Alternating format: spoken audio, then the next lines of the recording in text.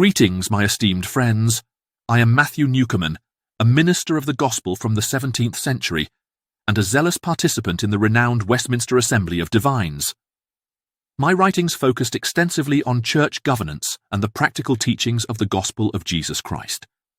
It's with great excitement that I announce to you today, Puritan Publications has undertaken the monumental task of not only republishing my works, but also translating them into modern English for your contemporary age. Among my works, one stands out that is relatively rare, titled The All-Seeing Unseen Eye of God and Other Sermons. This book is a compilation of my sermons now available in a single volume. These sermons epitomize a life dedicated to the deep understanding of the Bible, spiritual truths, and the pursuit of experimental Christianity. This approach to faith goes beyond mere knowledge. It involves applying and experiencing the teachings of the Bible in one's life, experiencing the covenant work of Christ through the Spirit. The first sermon in this collection, The All-Seeing Unseen Eye of God, offers a powerful call to true holiness, drawn from Hebrews chapter 4, verse 13. But all things are naked and open unto the eyes of him with whom we have to do.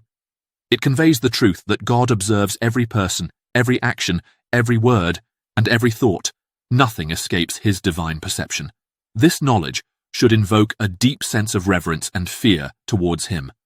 Some preachers have acclaimed this sermon as one of the most compelling exhortations on this subject in print, which is humbling to me.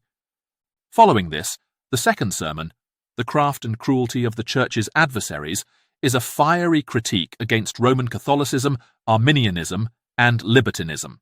Taken from Nehemiah chapter 4, verse 11, it exposes the sinister intentions against Christ's church and calls for unwavering faith in Jesus Christ alone.